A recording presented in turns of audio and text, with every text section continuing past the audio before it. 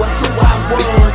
The devil is a lie, killing all that he loves. Used to walk around the world with a bunch of pain. Ain't what I wanna be, but I can't complain. You can't tell me that my God ain't real. I don't care how they feel. Yes, I got a testimony. Cleanse me like he chlorophyll. Taste the fruit, no orange peel. It's Lady Cam, and welcome to my YouTube channel.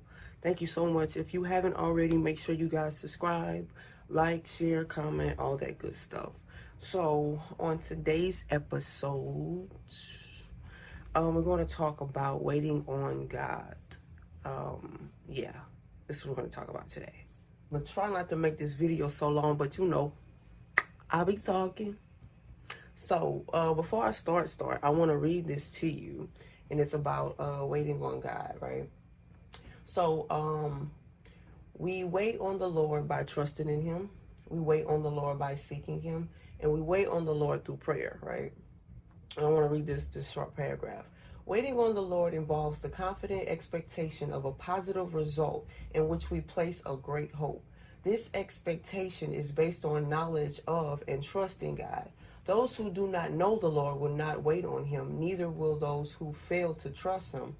We must be confident of who God is and what he is capable of doing. Those who wait on the Lord do not lose heart in their prayers. This is the confidence we have in approaching God, that if we ask anything according to his will, he hears us.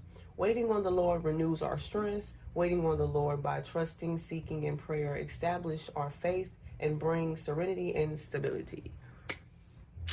So like when I do my videos, I really like to put in my own testimony. So I'm going to give you a story about when I didn't trust the Lord when I should have, right? So I was looking to buy a vehicle, right? And I was like, I want to find a vehicle. Usually I would go for cash cars to avoid like monthly notes and things. So normally I would try to find like a cash car to avoid notes and stuff like that, to, you know, be on the cheap side. And for the most part, I've always had great cash cars that last me for a few years. You know what I'm saying? So this particular time I was like, well, I got, you know, I got a few racks. I'm on the marketplace, on different websites, or just, you know, driving by with someone, just looking on the side of the road and things for cars. Talked to a few dealerships. I had to, you know, up my credit just a little bit to get something that I would prefer. Because if I'm going to have a note, I want to get something that I don't mind driving, right? So I ended up finding this vehicle. It was an SUV on the marketplace. So I was finished early at work, and I decided to go see the vehicle. So I went and saw the vehicle. It was, I want to say it just turned nighttime. So at this time it's like nighttime, you could say. And so I'm checking out this car. I'm looking at it. I said, well, it looks pretty decent. Like, I'm really not one of those car people. Like, put gas in it and wash it. You know, that's all I know. So I'm looking at it. It's pretty decent. He was letting it go for, I want to say 18. And then he went down to, I want to say the first time he went down was like, he took like 100 or so off. And I'm like, And then he was like 15. So right then and there was a red flag that I should have paid attention to. But I was so eager to, you know, get back on my feet and get a vehicle so I could do my music and just, you know, move around with the move around, you know. So I was like, all right, you know, because all he told me was, what needed fixing is maybe some brakes, but he was like an alignment and, you know, maybe like a tune-up or whatever, but that's all it needs. So I was like, oh, cool, alignment. You know, I'm Googling alignments. That ain't nothing. And he was like some tires. So I'm like, that's cool. I got that. That ain't nothing. That what he said. So I end up buying the car, and I had to head home so that way I could bring somebody else to drop me off so I could drive the car home, right? So I ended up doing that, and I came back to get the car to drive it back home. I locked the car because I'm like, I don't know, I'm not from here, I'm not from around here, I don't know this neighborhood. I saw some guys walking, you know what I'm saying? I don't know if they're gonna try to break and steal my car I just brought. So I locked it before I left, so when we came back, I had the key and I'm trying to get in the car. So I go to the passenger side. Okay, well, let me try the back. And I couldn't get in the car, bro. Like, I spent like a rack with 15, and I can't even get in the car I just brought. So I'm like, don't panic, don't panic, don't panic. Breathe. Breathe. And another red flag was, because I prayed too, right? So when you pray, you have to listen for the answer and hear the answer, right? And I remember when I first got in the car, when I was checking it out, immediately it was like, no. I heard a no. So I don't know if it was like the Holy Spirit was God, or it was just my intrusive thoughts, or was the devil trying to prevent me from coming up, you know what I'm saying? But I was so eager to get it then. I was like, I'm going to just get it and fix it up.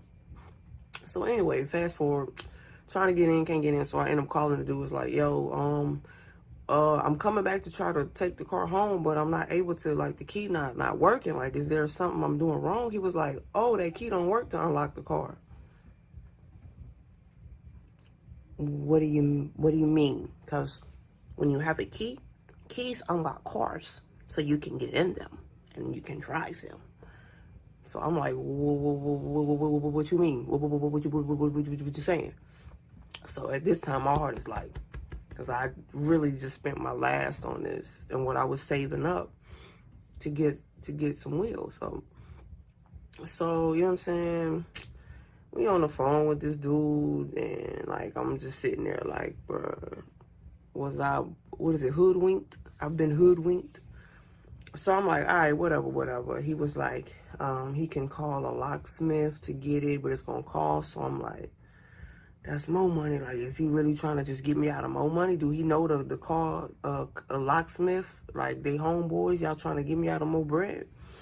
So all kind of things is going through my mind at this point. So we ended up driving home. I didn't take the car home the first day I brought it. And I want to say it was the next day they were able to unlock the car. And after work, we went back over there to go get the car, and I was able to get in there. So then I'm like, well, I'm not able to lock my car? I need to be able to lock my car. Like, I'm new to the area. I don't touch nobody. So he was like, well, you probably got to get a key made for that. You could have told me this. You could have put this in the description, my boy. He was like, oh, hope y'all don't try to come back and shoot me or kill me. And then I'm like, if I didn't have the Holy Spirit on me, you probably would have been in the dumpster. Because this is ridiculous. You don't do that to people. So anywho, but I don't advocate for violence, you know. Don't do it. So anywho, so after that, it took, I want to say, almost a week for a locksmith to figure out how to just make the key or the key cutout to open the door. So he finally got it. Of course, I had to pay them, you know, so like it's just adding up with this car, right? And I'm not even able to drive it correctly. You know, I didn't have tags, so I wasn't driving the car. So anyway, I end up getting it towed to a place to get the alignment. I said, today is the day I'm going to get this alignment, and I'm going to get on the road. I'm going to get my papers and registration and all that good stuff, right? I get to the shop. It was like, well, before we check for alignment, we're going to check if it's, if you can do the alignment, because sometimes you may need something else done and then the alignment. So I'm like, okay, sounds about right. Whatever, you know. Tomato. Just let's get it done. Anywho,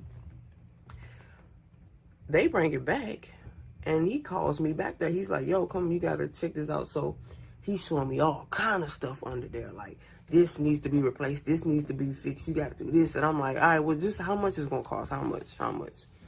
Man, they end up telling me, I want to say it was like 5 or 6 different things that needed to be done. And all together was like 3 stacks or something. I'm like, I could have just brought a new car, put a down payment on something that was, and it was a 03.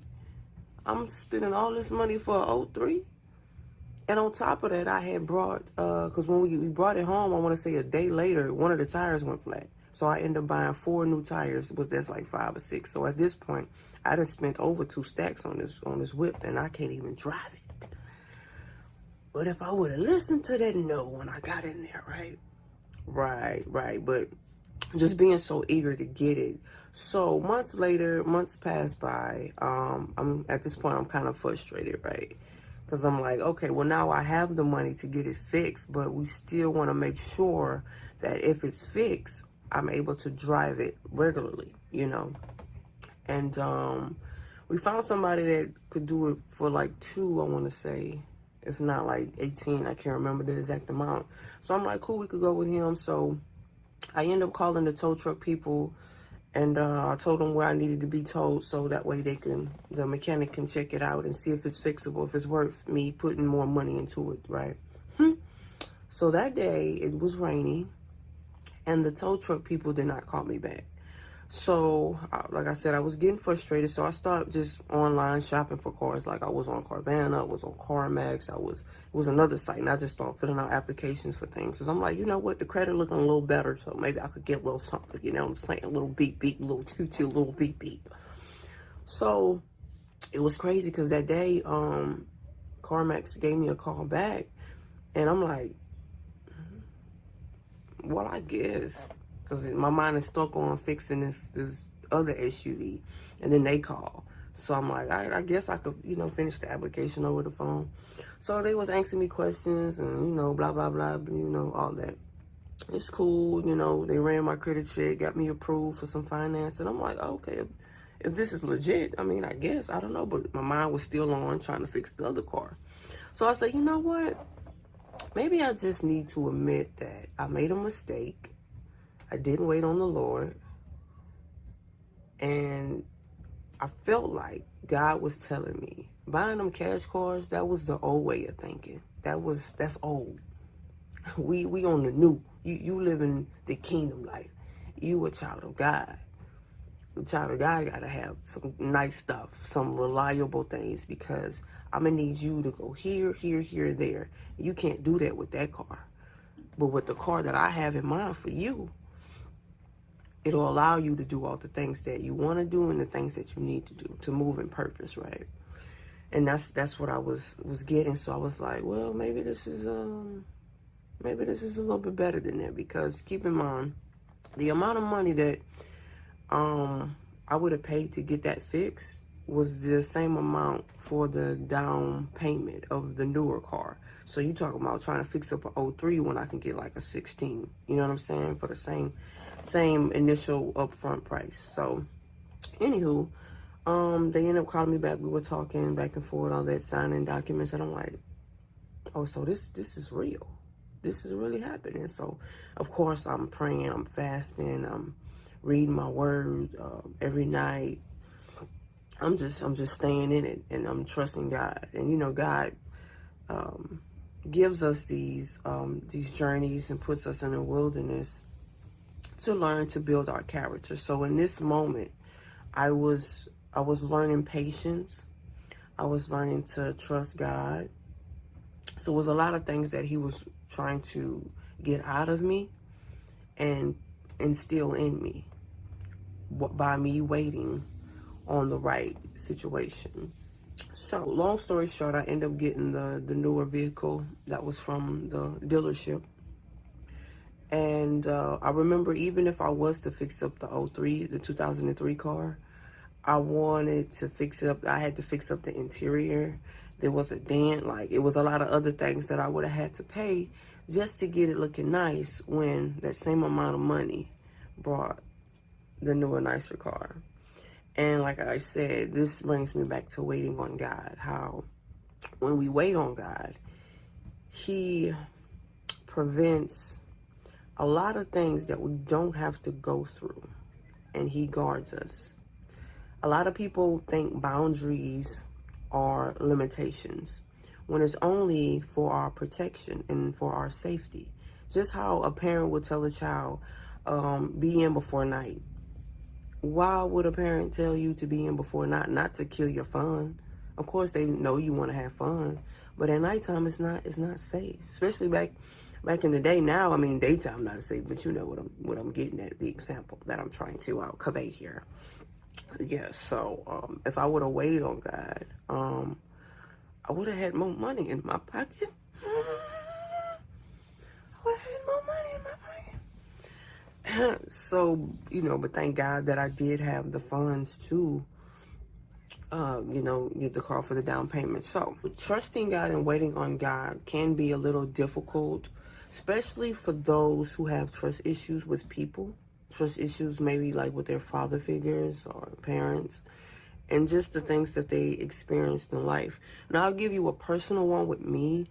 I was just so used to, I call myself Miss Get It Got It. I was so used to writing down plans and executing them, not really needing a lot of help, just doing it myself.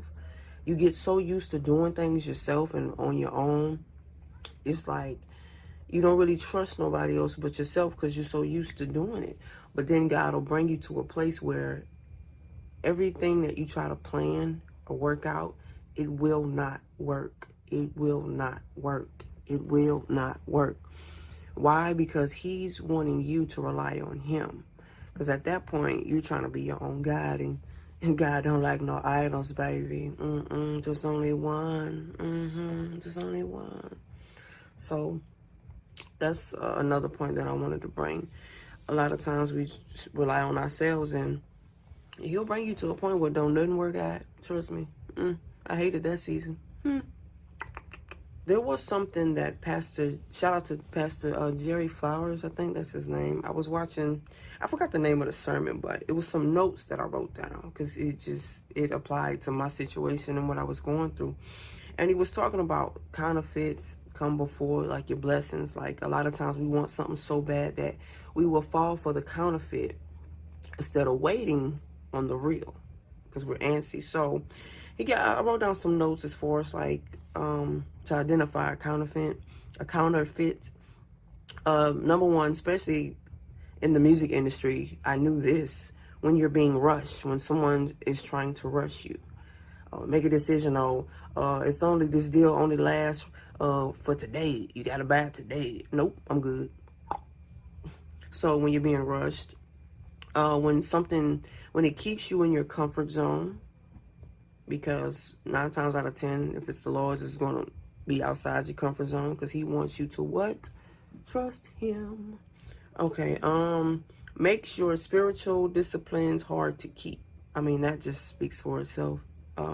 Any decision that you make, or if it's a counterfeit, of course it's going to get you away from your spiritual, disciplines.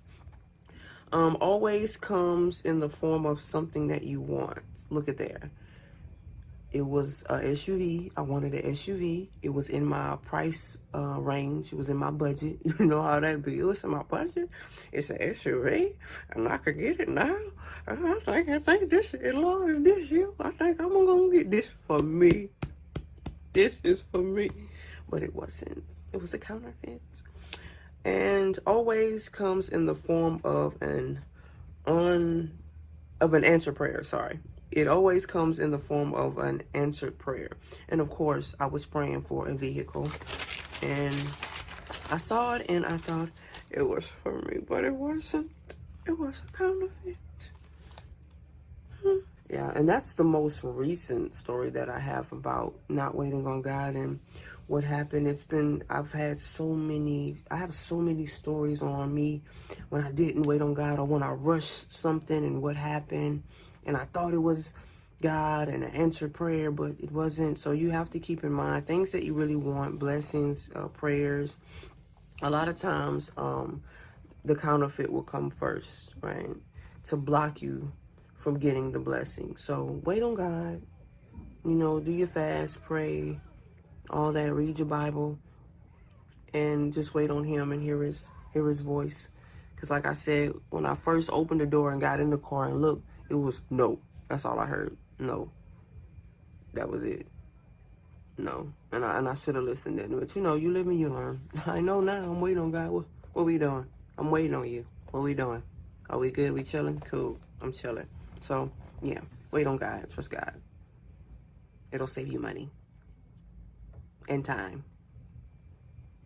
Money and time and heartbreak and stuff. I found some more wait upon the Lord helpful tips for you guys. Even though I said some earlier, if you guys wrote that down, if not, just rewind it. Rewind it. It's there. Acknowledging God's control of all things. God's in control. Let's not worry. Coming to terms with our own dependence upon God. Like I said earlier, depending on God, we get so used to doing everything ourselves and trusting ourselves because of what we see and what's around us and the influence. Just put your trust in Him. He got you. Seeking spiritual strength from the Lord. Of course, reading your Bible, praying, and seeking strength in Him. Being patient and quiet. That's a big one. That patience. Being patient and quiet. And in that, I was being patient and quiet. I wasn't outwardly complaining, oh, my God. I was like, okay, God's trying to teach me something in this season. Okay, what we learning? What we doing? Refraining from needless fear and worry. Of course, you don't want to be scared because God ain't made that for us. That ain't who He is. And worry, of course, what we worrying for. God got it. All right. Continuing to learn and obey God's commands. That's like Bible study, expecting the Lord to save, trusting Him that He will do what He said He will do. Seeking the Lord through consistent prayer, of course, great prayer life, pray all day without ceasing. Longing for the Christ's final return, that's self-explanatory. So, I hope you guys got some gems from this video. And I hope this can help you with your daily life and things that you're going through. So, hope you guys got some helpful tips on how to trust God and wait on God. Because we be doing a lot and we just need to chill out and wait on God. Thank y'all. Subscribe. Love y'all. Hit that notifications, baby. I'm out of here. Love y'all. Be blessed.